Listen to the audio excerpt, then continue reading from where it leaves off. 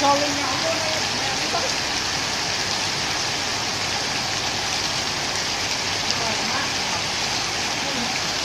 Bữa này ông chỉ được ngủ Minh ca. À em biết con Minh Cẩu không? À Minh Cẩu nó đấy.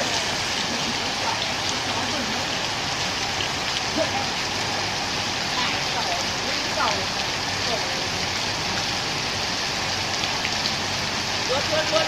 Vượt chân rồi.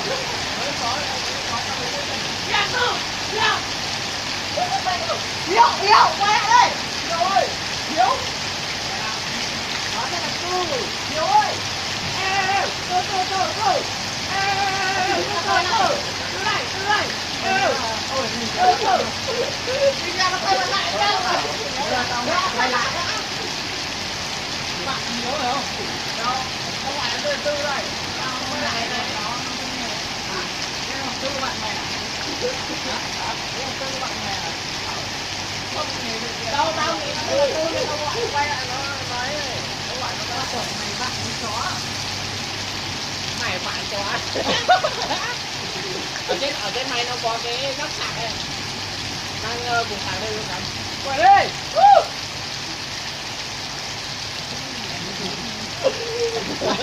Một thằng thì ấn lòi mắt ra, một thằng thì bay nhiệt tình. Quẩy đây đấy.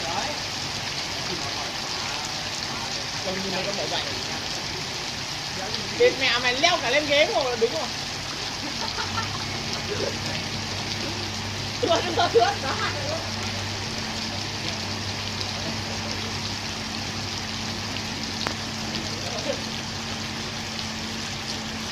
Mẹ mày có lên tê mà là chết đấy rồi. Mất luôn đấy.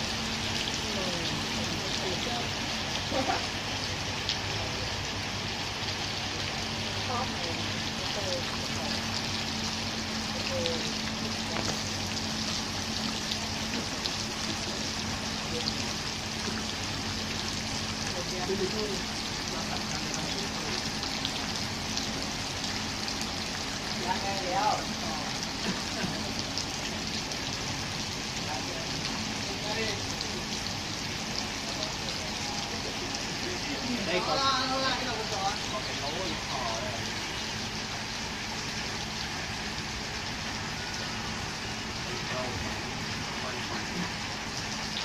Cá ơi, cá xong chưa? Nào quay đi.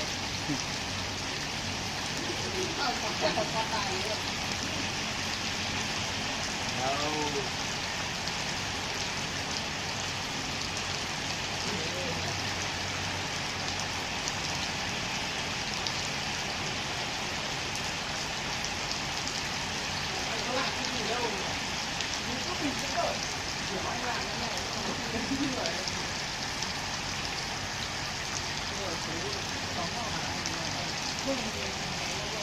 Đúng không?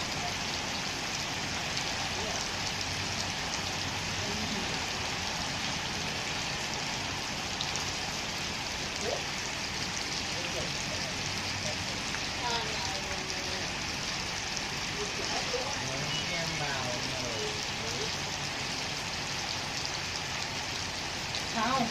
Sao ngồi đây đúng vậy?